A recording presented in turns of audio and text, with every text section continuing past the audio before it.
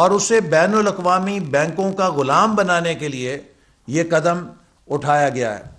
پھر اسی طرح اس میں یہ کہا گیا ہے، میں نے اسٹینڈنگ کمیٹی میں یہ بات اٹھائی تھی کہ گورنر اور ڈپٹی گورنرز جو ہیں ان کے لیے یہ شرط ہونی چاہیے کہ وہ ڈیول سٹیزن نہ ہوں۔ یہ پاکستان کی قومی مالیاتی خود مختاری کی نگرانی ہے، اور جو ہماری مالیاتی خود مختاری کے نگران ہوں گے اس میں ڈیول سٹیزن ہونے کا مقصد یہ ہے کہ کوئی کسی دوسرے ملک کا شہری بھی ہے تو وہ اس ملک کی حکومت کی بات کیوں نہیں مانے گا؟ تو لہٰذا جو بھی گورنر اور ڈپٹی گورنر ہو وہ پاکستانی شہری ہونا چاہیے۔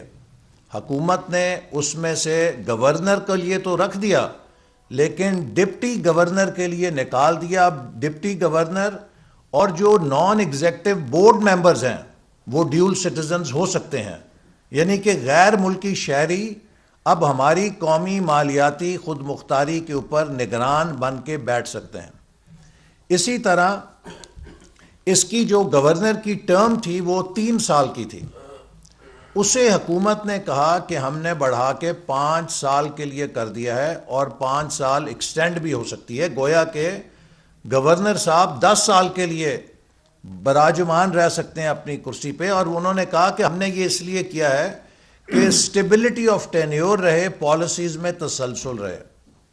ہماری یہ تجویز تھی کہ اگر آپ نے 2 ٹرمز دینی ہیں تو 3 سال کی 2 ٹرمز دیں، چونکہ 10 سال کسی ایک شخص کی چھاپ بہت ڈوگما لا سکتی ہے پالیسیز کے اندر۔ ہو سکتا ہے کہ حالات بدل جائیں، ہر شخص کی ایک خاص آؤٹ لک ہوتی ہے تو اس میں فریش تھاٹ آنا چاہیے، فریش تھنکنگ بھی آنی چاہیے۔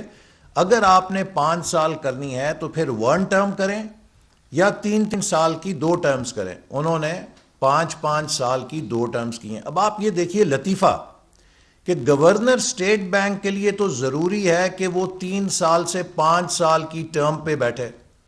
ہائر ایجوکیشن کمیشن میں حکومت نے چیئرمین کی مدت جو 4 سال کی تھی وہ 2 سال کر دی، یعنی کہ ہائر ایجوکیشن کمیشن میں آپ 4 سال سے گھٹا کے 2 سال کر رہے ہیں، اور گورنر اسٹیٹ بینک کے لیے 3 سال سے گھٹا کے 5 سال کر رہے ہیں۔ کیا بقول سہیل وڑائچ صاحب یہ کھلا تضاد نہیں ہے؟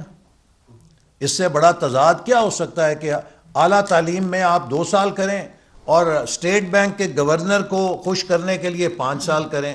اور میں یہ بات بتانا چاہتا ہوں کہ حکومت کیوں گورنر اسٹیٹ بینک کے آگے فلیٹ ہو گئی ہے، اس لیے کہ فورن فنڈنگ کی جتنی ٹرانزیکشنز ہیں وہ سب اسٹیٹ بینک کے ذریعے پاکستان میں آئی ہوئی ہیں، اور فورن فنڈنگ کیس میں جو تحقیقات ہونی ہے اس میں ان کی منی ٹریل لینے کے لیے اسٹیٹ بینک کا بڑا کلیدی کردار ہے۔ اور عمران نیازی صاحب گورنر اسٹیٹ بینک کو خوش کرنا چاہتے ہیں تاکہ وہ فورن فنڈنگ کی جو شفاف تحقیقات ہیں اس کو سیبوٹاج کر سکیں، اس کو روک سکیں۔ اسی لیے میں نے کہا تھا کہ یہ بڑا ضروری ہے کہ عمران خان صاحب اب ایک سیکیورٹی رسک بن گئے ہیں، یہ اپنی فورن فنڈنگ اور ممنوعہ فنڈنگ کو کور کرنے کے لیے پاکستان کے مفادات سے کھیلیں گے، اور انہوں نے گورنر اسٹیٹ بینک کو کھلی چھٹی دے دی کہ جو آپ کو آزادی چاہیے وہ لے لو، لیکن مجھے آپ نے کل کو سرٹیفکیٹ دینا ہے۔ پھر اس میں لکھا گیا ہے کہ جو governor state bank deputy governor ہیں، بورڈ ممبرز ہیں، وہ خود ہی اپنی تنخواہوں کا فیصلہ کریں گے، اور جو ملک میں بینکنگ صنعت میں اعلیٰ ترین سیلریز ہیں، یعنی کہ سٹی بینک ہے یا اور جو پرائیویٹ بینکس ہیں، ان کے جو چیف ایگزیکٹوز تنخواہیں لے رہے ہیں ان سے زیادہ مراعات ہوں گی۔ اچھا جی، چلیے آپ منہ مانگی تنخواہیں لے لیں، لیکن اس کے بعد جو مزے کی بات ہے کہ اس کے اندر یہ بھی پھر ایک بڑا شاندار جملہ ایڈ کیا گیا ہے کہ جو یہ تنخواہیں لیں گے اس کے اوپر no remuneration or fee or compensation shall be based on the bank's profits or any of its revenues، یعنی کہ کروڑوں روپے کے وہ تنخواہیں مہینے کی وصول کر سکتے ہیں، لیکن ان کی تنخواہ بینک کے پروفٹس اور ریونیو کے ساتھ منسلک یا جڑی نہیں ہوگی، ان کی کارکردگی کا اس تنخواہ سے کوئی تعلق نہیں ہے۔ دنیا میں کہاں ایسے قانون بنتے ہیں کہ آپ کسی کو منمانی تنخواہیں دیں اور کہیں جی آپ کی تنخواہ کا آپ کی کارکردگی سے کوئی تعلق نہیں ہوگا۔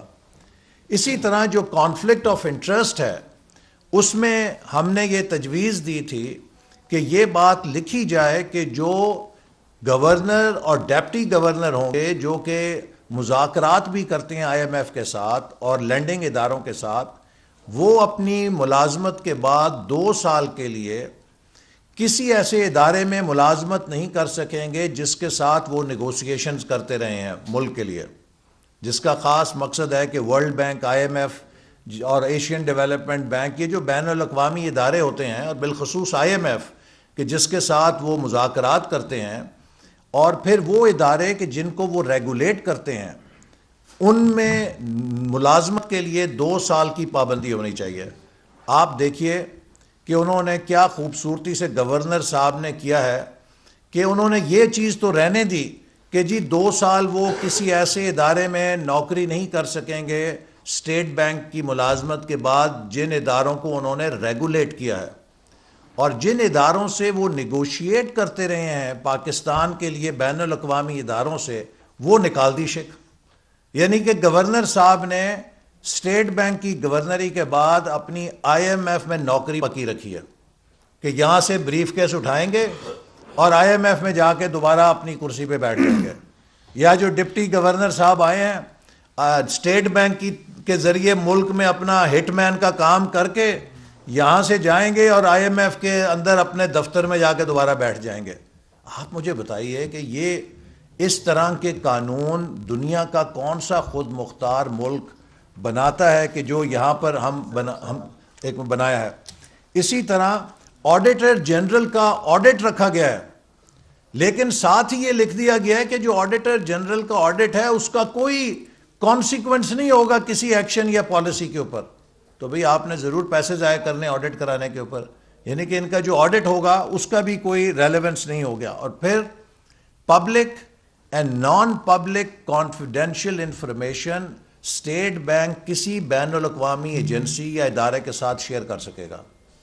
سو پاکستان کے شہریوں کی اور پاکستان کی ریاست کی کوئی بھی کانفیڈینشیل انفارمیشن جو ہے، جو خفیہ انفارمیشن ہے، وہ یہ بین الاقوامی اداروں کے ساتھ شیئر کر سکیں گے۔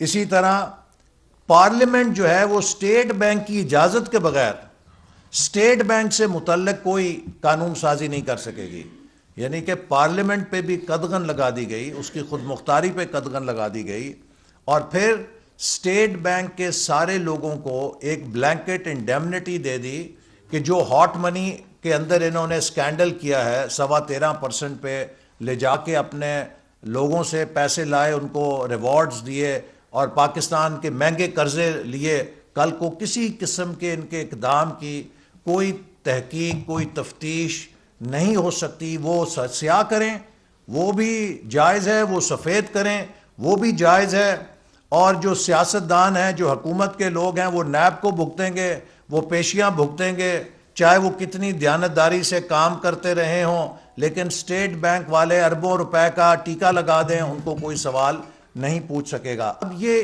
اتنا بڑا پاکستان کے مالیاتی ڈھانچے میں انہوں نے ڈینٹ مارا ہے، پاکستان کی خود مختاری کا سودا کیا ہے۔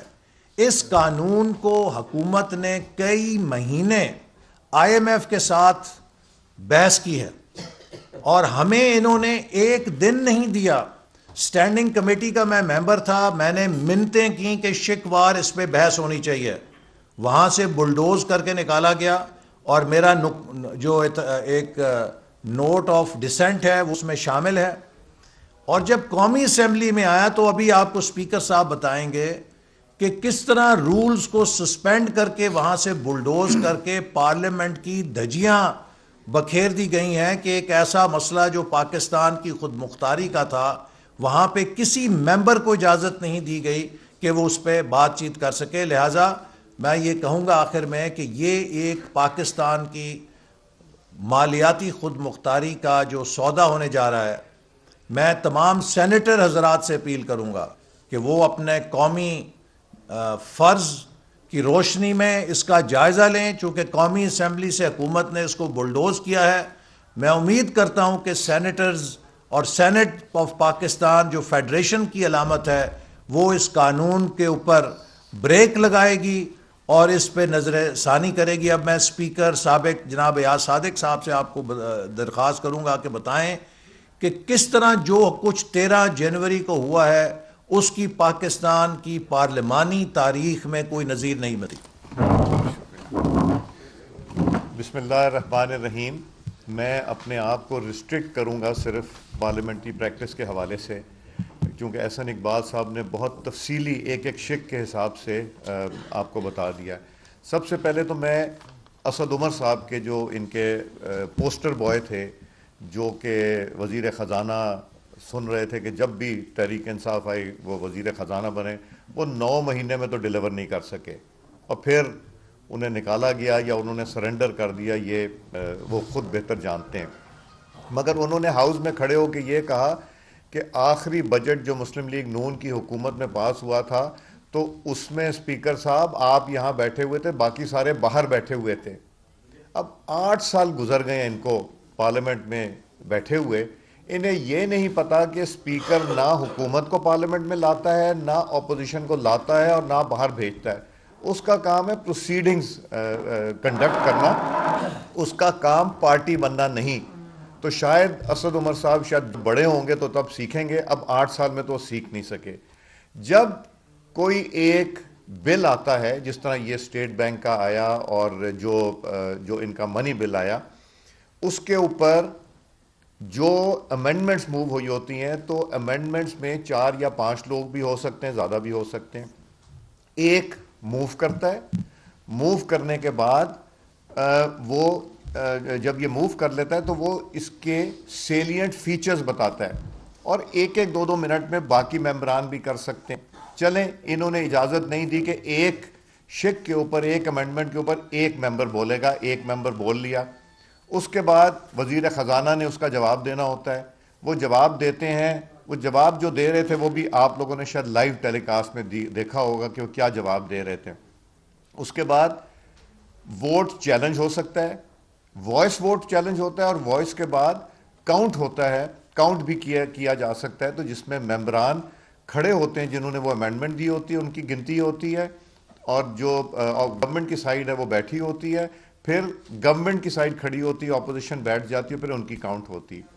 ایک ایسا بل تھا جہاں 14 فاٹا کے ایم این ایز نے جو گورنمنٹ سائیڈ پہ بیٹھتے ہیں، 7 ایم این ایز نے وہ بھی موو کیا ہوا تھا۔ اس کا مطلب ہے کہ 7 ووٹ گورنمنٹ کے کم ہو جانے تھے اور 7 اپوزیشن کے بڑھ جانے تھے، اور انہوں نے صرف ایک کلوز کرانے کے بعد انہوں نے کہا کہ جی اب سب کلوزوں پہ نہیں کرایا جا سکتا۔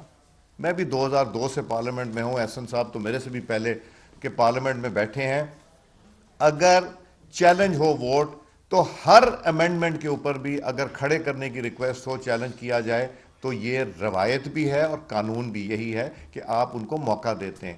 مگر وہاں کوشش یہ تھی کہ ایک دفعہ ہو گئے کھڑے نہ کریں، چونکہ بڑی مشکل سے فون کالوں کی وجہ سے یہ ان کے ممبران آئے۔ ایک دن پہلے 4 بجے انہوں نے پاس کرنا تھا، پرائم منسٹر ہاؤس کرتا رہا فون، 50 سے زیادہ ممبر نہیں آ سکے۔ اب جو نئی روایت پڑی ہے اس کا آنے والے دنوں میں نقصان ہوگا۔ جو بھی آنے والی گورنمنٹ ہوگی وہ یہی چاہے گی اپنی مرضی سے کریں۔ اس کے بعد ڈپٹی اسپیکر صاحب تشریف لے کے آئے، انہوں نے تو کسی بل پہ بات سننا نہیں گوارا کیا، بلکہ کئی جگہوں پہ تو منسٹر نے ابھی اپنا بل موو نہیں کیا تھا تو انہوں نے اس کو ووٹ کاؤنٹ پہ ڈال دیا کہ جی ہاں all those in favour of it میں سے آئے، آل دوز اگینسٹ اٹ میں سے نو، اس پہ بھی ڈال دیا۔ اور جب ایک ممبر ہاؤس میں کھڑا ہو کے، چاہے ہاؤس فل ہو، ایک ممبر کھڑا ہو کے اگر ڈیمانڈ کرے کہ کورم کاؤنٹ کیا جائے تو اسی وقت پروسیڈنگز رک جاتی ہیں، اور پروسیڈنگز رکنے کے بعد اس کا کاؤنٹ ہوتا ہے۔ بے شمار دفعہ اپوزیشن جتنے بل وہ لاتے رہے، اپوزیشن ووٹ کا اس کا کہتی رہی، کورم پوائنٹ آؤٹ کرتی رہی، مگر نہیں تھے، چونکہ پرائم منسٹر صاحب اٹھ کے گئے تو ان کے لوگ بھی گھر چلے گئے تھے۔ اور ایک اور چیز جو روایت ہے اور جو میں تو 2002 سے دیکھ رہا ہوں، مگر اس حکومت میں جس نے ایک بری روایت ڈال دی ہے کہ جب بھی لیڈر آف دا ہاؤس جو کہ پرائم منسٹر ہوتا ہے وہ کھڑا ہو، جو مرضی پروسیڈنگ ہو رہی ہے وہ رک جاتی ہے اور ان کو بات کرنے کا موقع دیا جاتا ہے، اور جب بھی لیڈر آف دا اپوزیشن کھڑا ہو تو اس وقت بھی پروسیڈنگز ہاؤس کی روک کے ان کو موقع دیا جاتا ہے بات کرنے کا۔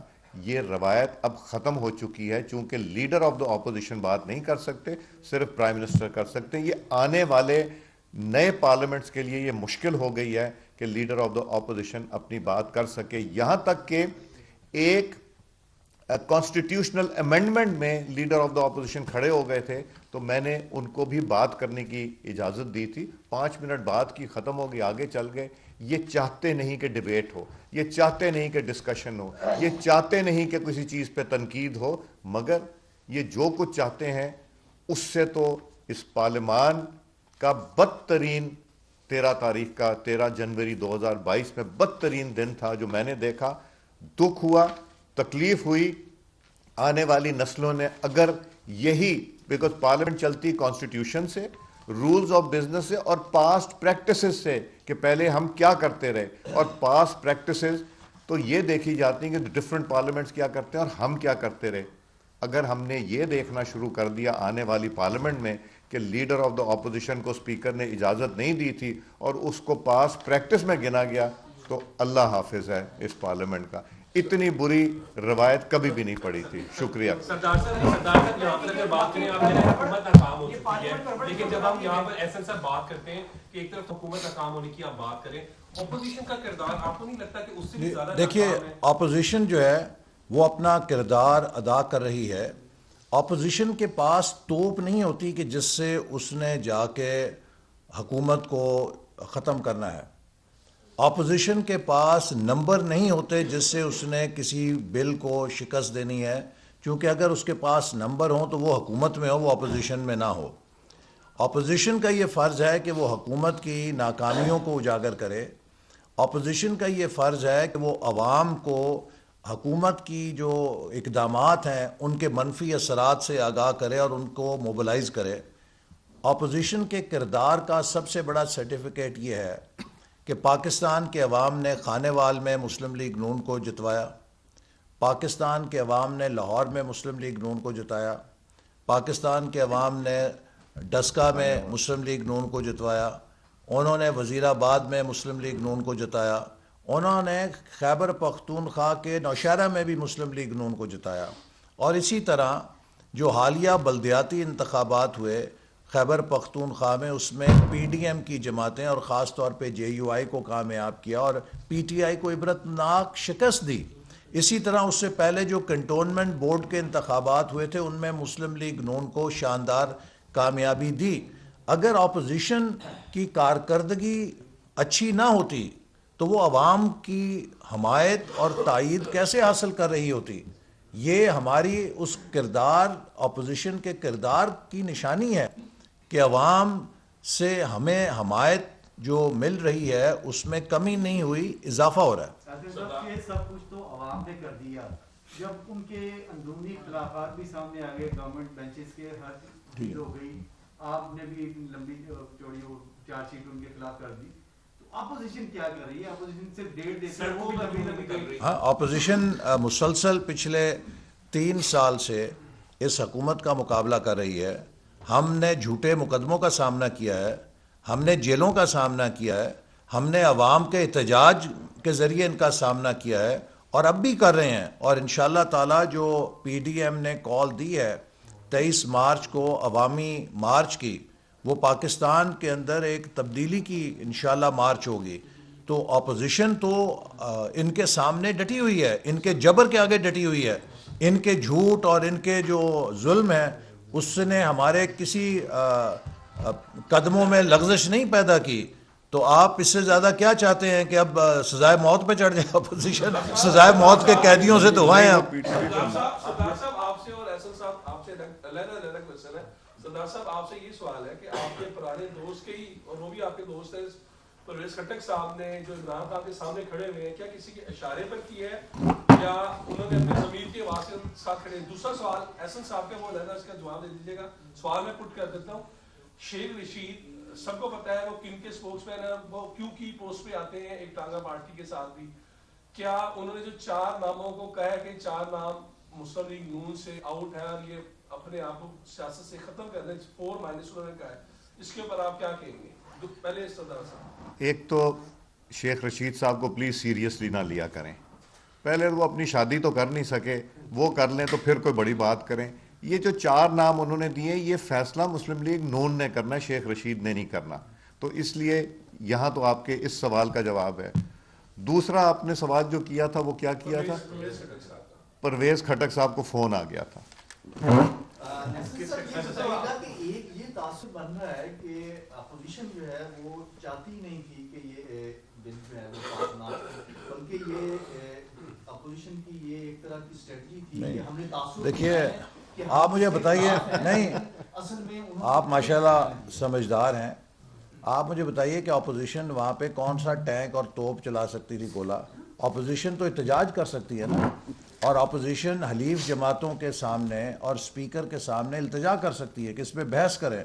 और हुकूमत ने जानते बूझते हुए स्टेट बैंक के कानून पे बहस और वोटिंग नहीं होने दी, क्योंकि उन्हें यह ख़तरा था कि स्टेट बैंक के कानून पे उनके शायद अपने कुछ लोग वोट देने के लिए तैयार ना हों, और अपोजिशन ने वहाँ पे शदीद तरीन एहतजाज किया है। तो इसके अलावा आप मुझे ज़रा थोड़ा समझा दीजिए कि अपोजिशन क्या कर सकती थी? कोई मिसाइल चला सकती थी? इसमें मैं ऐड कर दूं, इसमें मैं ये ऐड करना चाहता हूं कि अपोजिशन ने जो किया ठीक किया। अगर हम वॉकआउट करते तो आपने कहना था जी ये तो मिली भगत है, वॉकआउट कर दी। हमने वहाँ पे प्रोटेस्ट किया, हमने बात करना चाहिए, हमने वोट काउंट चैलेंज किया। और अगर आप चाहते हैं कि पीटीवी पे हम हमला करें और पार्लियामेंट पे हमला करें और सुप्रीम कोर्ट के बाहर शलवारें लटकाएं, तो ये मेरा ख्याल है हमें जेब नहीं देता। अच्छा साहब, ये बताइएगा कि आप कहते हैं अपोजिशन कर रही है, तो जो नून लीग की वर्कर हैं, आप गली मोहल्लों में काम भी करते हैं, हल्के में जाते हैं, वो चाहते हैं कि आप अंकल्स मिलकर मरीम नवाज को 1 हफ्ते की खुली छूट क्यों नहीं देते, लेकिन हुकूमत खत्म होती है या नहीं? देखिए, हम रिटायरमेंट ना ले लें, ये कह रहे हैं कि हम सबसे पहले तो मुझे एतराज़ है कि आपने हम दोनों को अंकल बना दिया। हम तो अभी अंकल नहीं समझते। ये लक़ब सिर्फ परवेज़ भाई के आपके पास। तो लिहाजा मैं समझता हूँ कि इस वक्त मुस्लिम लीग नून की जो सियासी हिकमत अमली है वो अल्हम्दुलिल्लाह कामयाब है। और आपने देखा कि न सिर्फ ये कि अवामी पजीराई में इजाफ़ा हो रहा है, बल्कि अब जो हमने अवामी दबाव पैदा किया है, उस दबाव के नतीजे में जो अवाम की चीखें थीं, अब वो ख़ुद हुकूमत के अपने ऐवानों से भी चीखें उठना शुरू हो गई हैं। और मुझे यकीन है कि आने वाले वक्त में जूँ जूँ हम आगे बढ़ रहे हैं और अगले इंतखाबात का मरहला करीब आ रहा है, पीटीआई के अंदर तोड़ फोड़ में इसलिए इजाफ़ा होगा कि हर वो शख्स जो सियासी ख़ुदकुशी से बचना चाहता है, वो इमरान खान की पॉलिसियों से फासला इख्तियार करने पे मजबूर होगा। सर आप ये फरमाइएगा कि हुकूमत ने मुल्क में सरमायाकारी बढ़ाने के लिए एक किया कि 1 लाख तक सरमायाकारी करने वालों को जो बैरूनी किसी भी मुल्क से आने वाले को मुस्तकिल रिहायशी तस्वर किया जाएगा, बनाने का फैसला किया है। इससे क्या कोई समझते हैं कि सिक्योरिटी कम्प्रोमाइज़ होगी या इसका नून लीग का इसका क्या होगा? देखिए, मैं समझता हूँ कि ये बातें तब कामयाब होती हैं जब मुल्क के हालात आप ठीक करें। अगर आपका अपना सरमायाकार मुल्क के अंदर सरमायाकारी नहीं कर रहा, तो बाहर का सरमायाकार कैसे आएगा? बाहर की सरमायाकारी हमेशा अंदरूनी सरमायाकारी के बाद आती है। और अगर हुकूमत जो उसकी काबीना में गैर मुल्की शहरी मौजूद हैं, उनके लिए कोई सहूलत पैदा करना चाह रही है, तो उसके बारे में मैं नहीं कह सकता। लेकिन दुनिया भर का ये असूल है कि बैनुल अक़वामी सरमायाकार उस वक्त आपके मुल्क में आता है कि जब आपका मुकामी सरमायाकार भी मुल्क में सरमायाकारी कर रहा हो। अगर आपका अपना सरमायाकार मुल्क से सरमाया बाहर ले जा रहा हो, तो बैरूनी सरमायाकारी कैसे मुल्क में आएगी? अगर आप हर रोज़ टैक्स और ड्यूटियों का ढांचा तब्दील करेंगे और मुल्क की मुआशी पॉलिसियों में बेयकीनी को आसमान पे ले जाएंगे, तो कौन सा बैनुल अक़वामी सरमायाकार आपके मुल्क में सरमायाकारी करेगा? کہ آپ جا رہے اس کے ہیں بعد نواز شریف کو لینے کے لیے، یہ بتائیں کہ آپ کب جا رہے ہیں نواز شریف کو لینے کے لیے؟ دوسرا، حکومت کو کے گھر جانے کے حوالے سے آپ نے کافی تاریخیں دی، آپ یہ بتائیں کہ کیا واقعی اب عمران خان گھر جا رہے ہیں، حکومت گھر جا رہی ہے؟ میں نے کوئی تاریخ نہیں تھی حکومت کو گھر بھیجنے کی، کوئی تاریخ نہیں دی تھی. اگر آپ میری ساری میری جو تقریر تھی اور اس کے علاوہ ٹی وی انٹرویوز بھی دیکھ لیں، میں نے یہ کہا تھا. ایک تو تقریر نہیں دی، دوسرا میں انشاءاللہ جنوری کے پہلے ہفتے میں مجھے امید ہے فروری کے پہلے ہفتے میں انشاءاللہ جاؤں گا. اور میں نے یہ کہا تھا، میں ریپیٹ کر دوں، بیکاز کل بھی سینٹ میں بیچارے پریشانی کی وجہ سے پی ٹی آئی والے جو نا بوکھلائے ہوئے ہیں ابھی تک.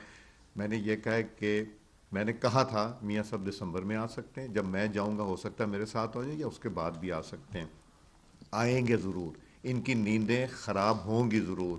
ان کو خوف ہوگا کہ جیسا تم نے کیا مسلم لیگ نون اور اپوزیشن کی جماعتوں کے ساتھ، تمہارے ساتھ بھی یہ ہوگا. ان کو اصل فکر یہ ہے، چونکہ جو چوریاں ہیں وہ اتنی زیادہ اتنی بلیٹنٹ ہیں کہ وہ چھپ نہیں سکتی. ان کو فکر اس کی ہے، ان کو نواز شریف صاحب کے آنے کے بعد حکومت چینج ہونے کی اور اکاؤنٹیبلٹی ہونے کی فکر ہے. دیکھیے، آج ویسے مجھے بڑی خوشی ہوئی ہے کہ جو حکومت کے ایک وزیر نے لاجک دیا ہے اور جو منطق دی ہے کہ پاکستان کے عوام نے اس حکومت کے ساتھ بڑا ظلم کیا ہے.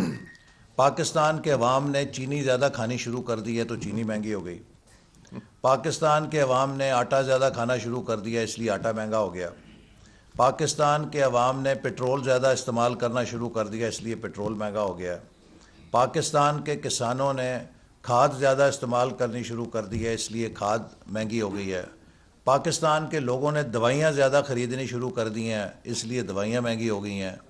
پاکستان کے لوگ گوشت زیادہ کھانا شروع ہو گئے ہیں اس لیے گوشت مہنگا ہو گیا ہے. میں صرف یہ کہہ سکتا ہوں کہ صدقے جاؤں اس حکومت کے، ایک سے ایک بڑا نالائق اور ایک سے ایک بڑا فیل وزیر اس حکومت نے پاکستانی قوم کی تقدیر کا مالک بنایا ہوا ہے. بمپر کراپ ہوا تو چینی بھی امپورٹ کر رہے ہیں، آٹا ویٹ بھی. اعلان کیا ہے کہ شہباز شریف کے خلاف جو ہے کارروائی کر رہے ہیں کیونکہ وہ گارنٹر ہیں اور وہ اسٹامپ لکھ کے. دیکھیے، کس چیز میں حکومت کو شہباز شریف، عمران خان کو شہباز شریف فوبیا ہے. جو لاہور ہائی کورٹ کا فیصلہ ہے اس میں آپ جا کے صحافی ہیں خود پڑھ لیجئے. ہائی کورٹ نے یہ کہا تھا کہ جب نواز شریف صاحب کے معالجین یہ سرٹیفکیٹ دیں گے کہ وہ صحت یاب ہو گئے ہیں تو وہ وطن واپس آئیں گے. اور شہباز شریف صاحب نے بھی یہی انڈرٹیکنگ دی تھی کہ جب ان کے ڈاکٹرز ان کو صحت یابی کا سرٹیفکیٹ دیں گے تو میرے بھائی وطن واپس آئیں گے. تو حکومت کے پاس ایک دروازہ ہے. اسی فیصلے میں لکھا ہے کہ بجائے یہ کہ حکومت پریس کانفرنسیں کرے، بجائے یہ کہ حکومت ہائی کورٹ میں کیس کرے، حکومت پاکستانی ہائی کمیشن کے ذریعے نواز شریف صاحب کے معالجین سے رابطہ قائم کر سکتی ہے اور ان سے تصدیق کر سکتی ہے کہ کیا نواز شریف صاحب کو لندن میں مزید رکنے کی ضرورت ہے یا نہیں ہے. آج تک حکومت نے اس بارے میں قدم نہیں اٹھایا، جبکہ نواز شریف صاحب کی میڈیکل رپورٹس بھی جب ہائی کمیشن میں اٹیسٹیشن کے لیے دی جاتی ہیں تو ہائی کمیشن ان کی تصدیق کرنے سے بھی انکار کر دیتا ہے. تو حکومت کے پاس جو دروازہ یا آپشن ہے کہ وہ تصدیق کر سکے کہ ان کے وہاں قیام کی وجہ ہے یا نہیں ہے، اس کو تو وہ بروئے کار لاتی نہیں. البتہ جو میڈیا گیمکس ہیں، کبھی شہزاد اکبر صاحب آ جائیں گے، کبھی کوئی اور وزیر آ جائے گا، کبھی عدالت میں ہم یہ کر رہے ہیں. ان کا مقصد یہ ہے کہ لوگوں کو ان بے معنی چیزوں میں الجھاؤ اور لوگوں کی توجہ منی بجٹ سے ہٹے، لوگوں کی توجہ اسٹیٹ بینک کی نیلامی سے اور خود مختاری کے سودے سے ہٹے. لوگ حکومت کی کارکردگی پہ بحث نہ کریں. اس قسم کی بے معنی جو سیاسی مباحثے ہیں اس پر ٹاک شوز ہوتے رہیں. لوگ ان کے گریبان نہ پکڑیں کہ آپ نے وعدے کیے تھے اور آج قوم کا، ملک کا اور عوام کا کیا حشر کر دیا. ایسا صاحب کاف لیگ کو کیا کہیں گے؟ چودھری برادران یہ کہتے ہیں کہ ہم کسی حکومت کے اتحادی نہیں ہوتے بلکہ ریاست کے اتحادی ہوتے ہیں. تو جو ووٹ انہوں نے دیا آپ کو لگتا ہے کہ ریاست کے کہنے پہ دیا ہے تو کل کو انہوں نے بھی عوام میں جانا ہے تو کیا کہیں گے آپ کے درینہ؟ دیکھیے، اس وقت ہر سیاسی جماعت کے کردار کو پاکستان کے عوام دیکھ رہے ہیں.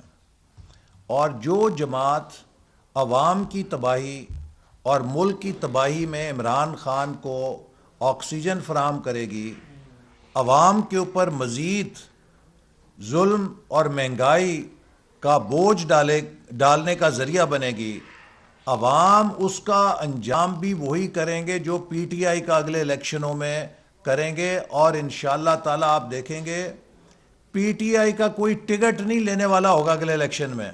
پی ٹی آئی کے زیادہ تر لوگ آزاد الیکشن لڑنے کو ترجیح دیں گے. اچھا احسن صاحب، بینک جرائم کورٹ سے جو دوسری کورٹ میں ایف آئی اے کی جانب سے جو کیس کیا گیا منی لانڈرنگ کا، وہ فیصلہ ہو گیا ہے. 7 روز کی ضمانت ہے شہباز شریف اور حمزہ شہباز شریف کی. یہاں پر ہی بیٹھ کر عطاء اللہ تارڑ نے کہا تھا کہ اب ہم شہباز شریف کو گرفتار نہیں ہونے دیں گے. کیا بی پلان بنایا؟ دیکھیے میں آپ کو پھر بتاؤں، جتنا منی لانڈرنگ کا کیس شہباز شریف صاحب کے خلاف حکومت نے بنایا ہے، یہ سارے حکومتی شواہد انہوں نے برطانیہ کی نیشنل کرائم ایجنسی کو پیش کیے تھے، اور نیشنل کرائم ایجنسی نے ان تمام شواہد کو ردی کی ٹوکری میں پھینک کے وہ کیس ختم کر دیا. اس کیس کے اندر انہوں نے کوئی پیروی یا کارروائی نہیں کی کہ انہوں نے کہا کہ یہ سب بوگس ہیں. تو حکومت کے جو الف لیلا کی کہانیاں ہیں ہمارے خلاف کیسوں میں، وہ پاکستان میں تو چل سکتی ہیں کیونکہ اس کی حکومت ہے، اس کے جعلی نظام ہے، اس کا جعلی احتساب کا نظام ہے. لیکن جب بھی یہ بین الاقوامی عدالتوں میں یا اداروں میں گئی ہے تو وہاں پر انہوں نے اسے ردی کی ٹوکری میں پھینک دیا ہے. تو اس لیے اب جو کارروائی یہ شہباز شریف صاحب کے خلاف کر رہے ہیں اس کی کوئی حیثیت نہیں ہے، چونکہ یہ سب کچھ یہ برطانیہ کے سپرد انہوں نے کیا تھا. وہاں کی عدالت نے اس کو خاطر میں نہ لایا اور ردی کی ٹوکری میں پھینک دیا کہ بوگس ہے، یہ سب بوگس کارروائی ہے. 2 سال انویسٹیگیشن کچھ ہونے والا ہے، مان جاؤ. یہ بتا دیں کہ جو نیشنل کرائم ایجنسی کا جو فیصلہ جس کی بات کر رہے ہیں وہ پاکستان کی عدالت میں پیش کر کے شہباز شریف صاحب اپنی جان کیوں نہیں چھڑوا دیتے ہیں؟ بار بار پیشیوں پہ جانا پڑتا ہے. دیکھیں نا، جو اب یقیناً ہماری عدالتیں ہیں وہ ہمارے اپنے قانون کے تحت چلتی ہیں اور اپنی کارروائی کے مطابق چلتی ہیں. آپ ایسے نہیں ہیں کہ کسی ملک کا جو ایک فیصلہ ہے وہ کسی اور ملک میں پیش کر کے تو کچھ کر سکیں. لیکن یہ میرے اور آپ کے جاننے کے لیے ضروری ہے اور عوام کے جاننے کے لیے ضروری ہے کہ یہ سب کچھ جو آج پاکستان کے نظام احتساب میں شہباز شریف صاحب کے خلاف حکومت پیش کر رہی ہے، یہ ساری الف لیلا کی کہانیاں انہوں نے برطانیہ کی نیشنل کرائم ایجنسی کے سامنے پیش کی تھیں اور انہوں نے انہیں بوگس قرار دے کے ردی کی ٹوکری میں پھینک دیا. کل ایک پی ٹی آئی کے ایم این اے نے تقریر کرتے ہوئے کہا کہ جو اگلی 3 روز ہیں ان کو ای سی ایل پہ ڈال دیں، یہ مجرم ہیں. یہ پی ٹی آئی کا ایم این اے کہہ رہا ہے، تو آپ خود سمجھ لیں کہ کیا حال ہے. کچھ ہونے والا ہے، میں بتا رہا ہوں کچھ ہونے والا ہے. ان ہاؤس تبدیلی کی بات ہو رہی ہے ملک میں بقول اپوزیشن کے موجودہ جو شدید بد انتظامی ہے، اس صورتحال میں نون لیگ کے پاس کیا پلان بی ہے؟ کوئی ایسے اسے سنبھال دے سکے نون لیگ؟ دیکھیے، پاکستان کو 3.25 سالوں میں تباہی کے دہانے پہ اس حکومت نے لا کے کھڑا کر دیا ہے، اور جو ہماری 5 سال کی محنت تھی 2013 سے 18 کی، اس پہ پانی پھیر دیا ہے. لیکن آج بھی میں یہ اللہ کا شکر ادا کر کے کہتا ہوں کہ مسلم لیگ نون واحد جماعت ہے جس کے پاس وہ ٹیم ہے، جس کے پاس ڈیلیور کرنے کی صلاحیت ہے، اور یہی ملک کو ان بحرانوں سے نکال سکتی ہے. اور انشاءاللہ تعالی ہمیں موقع ملا تو ہم پاکستان کو دوبارہ ترقی کے راستے پہ ڈالیں گے.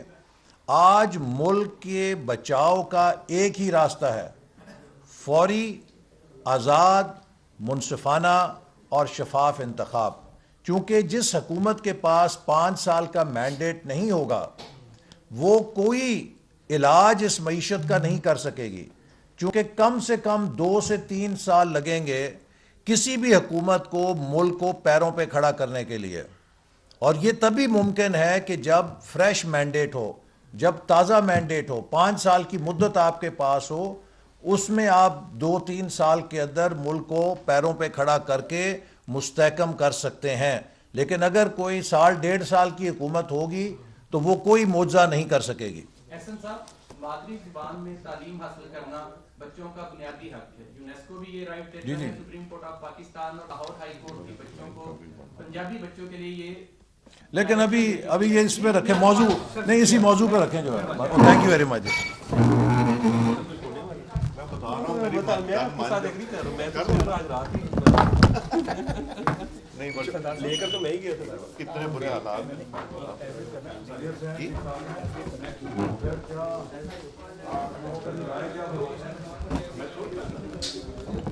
YouTube पर गूगली न्यूज देखने के लिए youtube.com की सर्च बार में गूगली न्यूज टीवी टाइप करें। गूगली न्यूज के पेज पर सुर्ख रंग के सब्सक्रिप्शन वाले बटन पर क्लिक करना ना भूलिए। YouTube पेज पर अपलोड होने वाली वीडियोस से बाखबर रहने के लिए बेल आइकन पर क्लिक कीजिए। आपको हर नई वीडियो के बारे में नोटिफिकेशन मौसूल हो जाएगा।